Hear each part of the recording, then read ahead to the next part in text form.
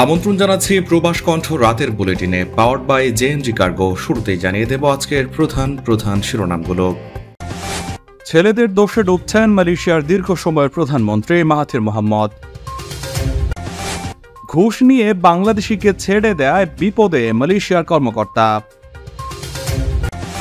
এবং মালয়েশিয়ায় বাংলাদেশিদের দুর্দশা দূরীকরণে সরকারের সদিচ্ছা জরুরি, মন্তব্য চার্লস সান্টিয়াগোর। দেখছিলেন শিরোনাম, এবার বিস্তারিত। মালয়েশিয়া থেকে দেশে মালামাল পাঠানোর পাশে আছে প্রবাসীদের বিশ্বস্ত জেএমজি কার্গো অ্যান্ড লজিস্টিক্স। প্রতি শুক্রবার শিপমেন্টে মালামাল যাচ্ছে বাংলাদেশের 64 জেলায়, প্রতি কেজি মাত্র 26 রিঙ্গিত করে। মালয়েশিয়ার যে কোনো প্রান্ত থেকে মালামাল পাঠাতে যোগাযোগ করুন 95 জালান্তুন এইচএসলি সিটি সেন্টার, কোতারায়া ব্যাংকক ব্যাংকের পাশে, অথবা ফোন করুন স্ক্রিনে দেওয়া নম্বরে। মালয়েশিয়ার সাবেক প্রধানমন্ত্রী মাহাথির মোহাম্মদ এখন বার্ধক্যকালের চূড়ান্ত সময় পার করছেন। তিনি এখন প্রায় শতবর্ষী, তবে জীবনের এই পর্যায়ে এসে তিনি একটি দুর্নীতির অভিযোগের পরিপ্রেক্ষিতে তদন্তের মুখে পড়েছেন। তার ছেলেদের বিরুদ্ধে দুর্নীতির বিরুদ্ধে অভিযোগের তদন্ত চলছে এবং এর পরিপ্রেক্ষিতে মাহাথির তদন্তের আওতায় এসেছেন।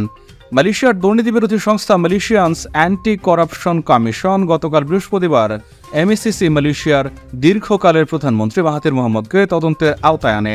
98 বছর বয়সে মাহাথিরের রাজনৈতিক জীবনের কাছাকাছি থাকা রাজনৈতিক ব্যক্তিত্বরা এই দুর্নীতির অভিযোগে চলতি তদন্তের লক্ষ্যবস্তু। বর্তমান প্রধানমন্ত্রী আনোয়ার ইব্রাহিমের সঙ্গে তার দীর্ঘদিনের বৈরিতা ছিল। অবশ্য মাহাথির সহ অন্যদের বিরুদ্ধে চলা এই মামলাকে তিনি রাজনৈতিক বিদ্বেষজনিত নয় বলে জানিয়েছেন। তিনি বলেন, উচ্চ পর্যায়ের দুর্নীতি প্রতিরোধে সরকারের প্রচেষ্টার অংশ হিসেবে চলছে এই তদন্ত। এক সংবাদ মাধ্যম মাহাথিরের 2 ছেলে মির্জানা এবং মুখনিজের অফশোর আর্থিক ও ব্যবসায়িক রেকর্ড প্রকাশ্যে আনে। এরপর গত জানুয়ারি মাসে এমএসিসি একটি নোটিশের মাধ্যমে মাহাথির পুত্রদের সম্পদকে তদন্তাধীন হিসেবে ঘোষণা করে। এ নিয়ে এমএসিসির প্রধান কমিশনার আজম বাকি গতকাল বৃহস্পতিবার কোনো বিস্তারিত মন্তব্য করতে রাজি হননি। তিনি শুধু বলেন, তদন্ত আগে শেষ হতে দেন। উপযুক্ত সময় পর্যন্ত যাওয়ার পর আমরা মামলাটি নিয়ে বিস্তারিত কিছু বলতে পারবো। সাবেক প্রধানমন্ত্রী মাহাথিরের দপ্তর থেকে এ নিয়ে কোনো কিছু বলা হয়নি। এর আগে অবশ্য তিনি তার সন্তানদের বিরুদ্ধে চলা তদন্তকে রাজনৈতিক উদ্দেশ্য প্রণোদিত আখ্যা দেন। মাহাথির মোহাম্মদ 1981 সালের পর দুবার প্রধানমন্ত্রীর পদে বসেন। প্রথম দফায় তিনি ক্ষমতায় বসার পর 22 বছর প্রধানমন্ত্রী ছিলেন। 2018 সালে আবারও ক্ষমতায় আসেন তিনি, তবে আনোয়ার ইব্রাহিমের সঙ্গে আবারও বৈরিতা শুরু হলে তিনি পদত্যাগ করেন।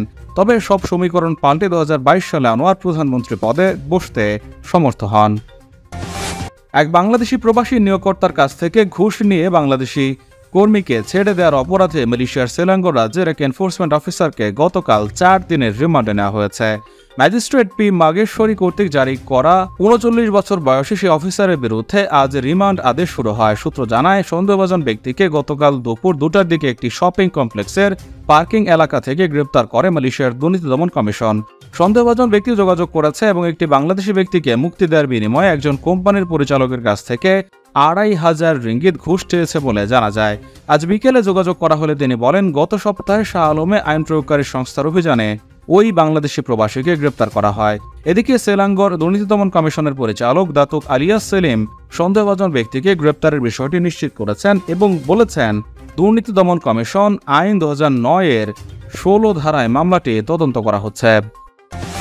জাতিসংঘের সাম্প্রতিক বিবৃতিতে মালয়েশিয়ায় বিদেশি শ্রমিকদের শোষণ করার বিষয়টি গুরুত্ব দিয়ে তুলে ধরেছে। সে পরিপ্রেক্ষিতে উত্থাপিত বিভিন্ন সমস্যা সমাধানের জন্য সরকারকে অবশ্যই রাজনৈতিক সদিচ্ছা দেখাতে হবে বলে জানিয়েছেন মালয়েশিয়ার সাবেক সাংসদ চার্লস সান্টিয়াগো।